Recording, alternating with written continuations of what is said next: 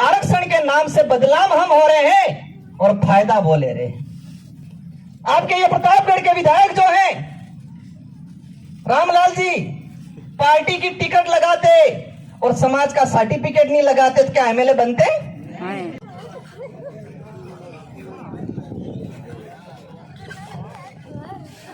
सबको जय जोहार।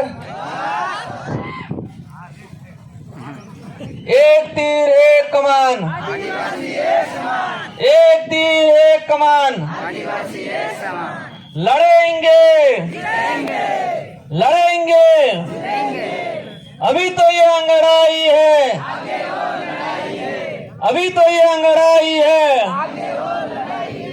आप सबको खूब खूब धन्यवाद।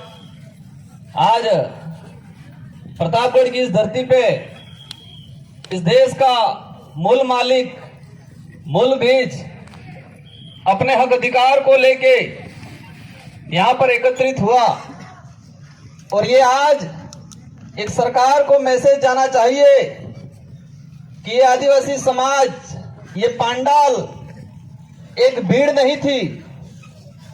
सरकार को ये मैसेज जाना चाहिए कि ये पांडाल, ये जो लोग एकत्रित हुए हैं, एक ये सभा या एक भीड़ नहीं है। ये आदिवासी समाज के अंदर जो आक्रोश पैदा हो रहा है अपने अधिकारों को लेकर, हमारे अधिकारों के साथ जो अन्याय किया जा रहा है उसको लेकर जो आक्रोश पैदा हो रहा है, उसको लेकर ये कार्यक्रम आयोजित हुआ है। ये मैसेज सरकार तक जाना चाहिए। आज अपन सब मिलके हमारे पूर्वजों द्वारा, हमारे वडीलों द्वारा अपना खून पसीना बहा के, अपनी जान गवा के, अपना खून पसीना बहा के, अपनी जान गवा के संविधान के अंदर हमारे समाज के हित में, हमारे समाज की रक्षा को लेके शेड्यूल 5 का जो प्रावधान किया गया और ये संविधान लागू होने के आज तक, अभी तक शेड्यूल 5 के जो प्रावधान हैं वो प्रावधान पूर्ण रूप से लागू नहीं हुए। इसी क्रम में आज ये प्रतापगढ़ की धरती पे प्रतापगढ़ के कार्यकर्ताओं द्वारा रात दिन मेहनत करके ये कार्यक्रम आयोजित किया गया और नाम रखा है विशाल आम सभा आदिवासी हुकार महारैली। आदिवासी हुकार महारैली आरक्षण को लेके, अपने हक अधिकारों को लेके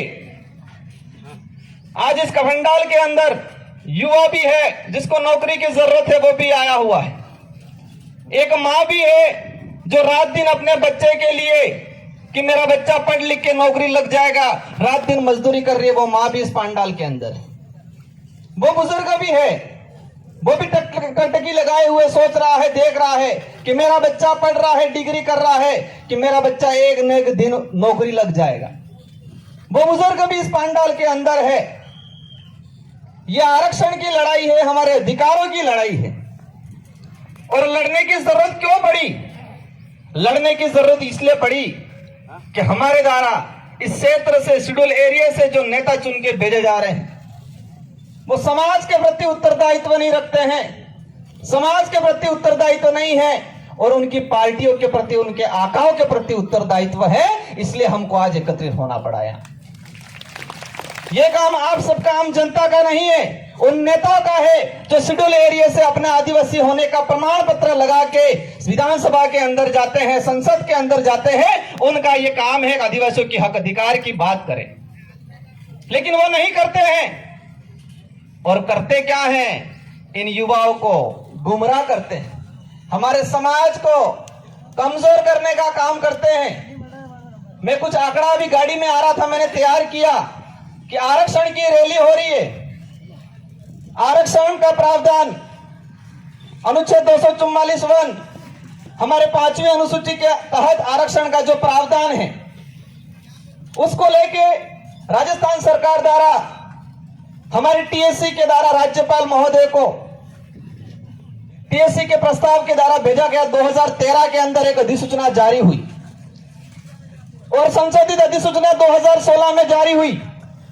कांग्रेस के शासनकाल के अंदर 2013 में एक अधिसूचना जारी हुई और उस अधिसूचना को लागू कराने के लिए, जारी कराने के लिए कांग्रेस के उसमें तात्कालीन जो विधायक थे सांसद थे, कांग्रेस को जो नेता थे, उन्होंने समानता मंच के साथ मिलके और सरकार पे दबाव बनाया और कहा कि ये समानता मंच जो चाहता है वो कर दो।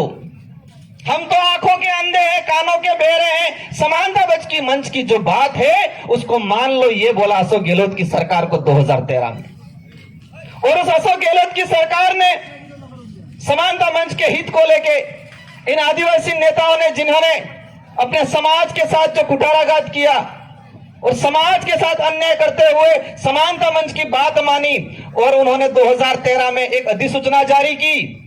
उस अधिसूचना में जो आदिवासी इलाके में 75% आदिवासी समाज रहता है, उस समाज के लिए 45% आरक्षण का प्रावधान किया, 5% एससी का प्रावधान किया और 50% नौकरियां। कहा यह अनारक्षित है, ओपन कैटेगरी है और सभी वर्ग के जा सकते हैं। लेकिन उसमें नियम ऐसे बना दिया कि यहां की 15 से 20% जनता को एक तरह का 50% आरक्षण दे दिया और आदिवासी समाज के साथ कुठाराघात करने का काम किया। ये वक्त आ गया है कि सुद समेत उन लोगों से वापस वसूलना है और उनको अकल ठिकाने लानी। ये बदला। हम आज एकत्रित होकर तालियां बजा दी, नारे लगा दिए, घर पे गए, भूल गए, बीवी बच्चों के साथ, जमीन जायदाद के साथ, गाड़ियों के साथ हम बिजी हो गए, हम भूल गए। ये नहीं होना चाहिए। आज से गांठ बांध के जाना है। जिन लोगों ने हमारे समाज के साथ, हमारे समाज की 3 से 4 हजार नौकरियां 2013 के बाद उन लोगों ने खाई है, जिन नेताओं ने ये काम किया है, जिन पार्टियों ने ये काम किया है, उनको सबक सिखाना है। आज गांठ बांध के जाना है, कहीं हमारा आना और आपका आना और हमारा यह बोलना और आपका सुनना सार्थक रहेगा।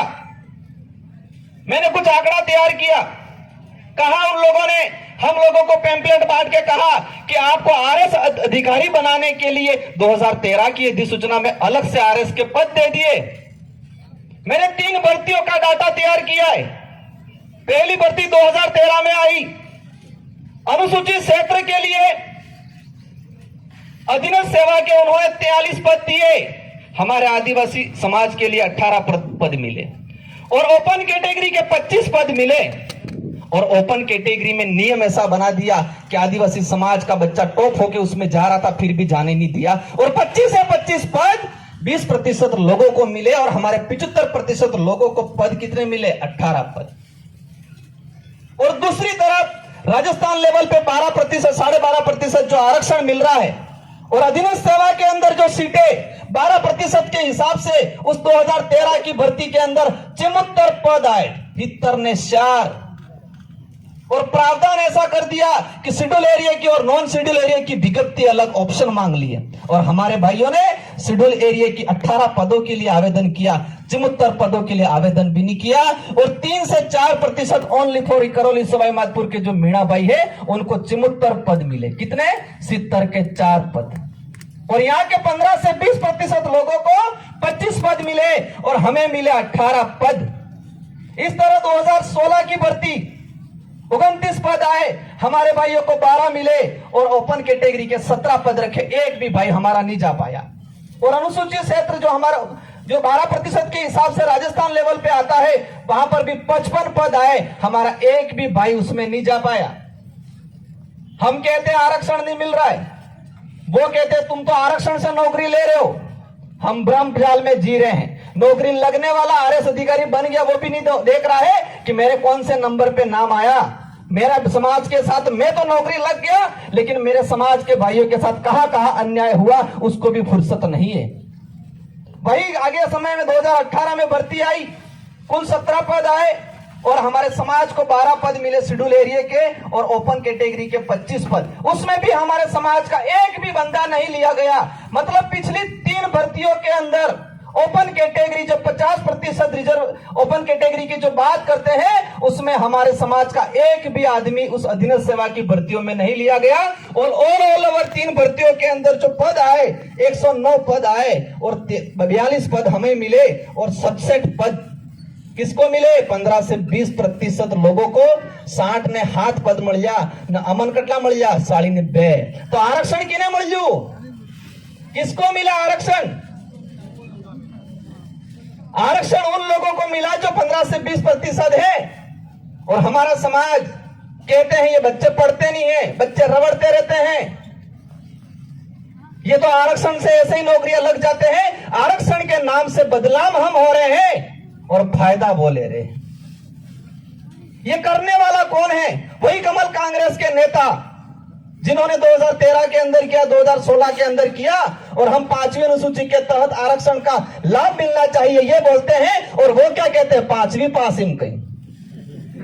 हमने कहा 5वीं अनुसूची के तहत हमारे भाइयों को नौकरियां मिलना चाहिए, और उनको सुनाई देता है 5वीं पास। और इसी 5वीं पास की बात को सुन के मैंने 2022 के अंदर पूरे उदयपुर संभाग के सारे एमएलए, सारे एमपी, सारे प्रधान, सारे के सारे सरपंचों को पत्र लिखा था कि आरक्षण का किस तरह से हमारे समाज के साथ दुरुपयोग किया जा रहा है। जिस समाज का सर्टिफिकेट लगा के आज मैं विधायक बना, मैं फॉर्म भरने गया, उस दिन आदिवासी समाज का अगर सर्टिफिकेट नहीं लगाता तो मेरा फॉर्म पास नहीं होता। आपके ये प्रतापगढ़ के विधायक जो हैं रामलाल जी, पार्टी की टिकट लगाते और समाज का सर्टिफिकेट नहीं लगाते तो क्या एमएलए बनते? पार्टी की टिकट 10 लगा लेते और आदिवासी होने का प्रमाण पत्र नहीं लगाते तो क्या एमएलए बनते वो? लेकिन हो क्या रहा है? जिस सर्टिफिकेट के आधार पे हम विधायक बन रहे हैं, सरपंच बन रहे हैं, उस सर्टिफिकेट को महत्व नहीं दे रहे हैं। महत्व किसको दे रहे हैं? पार्टी को दे रहे हैं, हाईकमान को दे रहे हैं। उनको अकल ठिकाने लाने का काम करना है इस वक्त।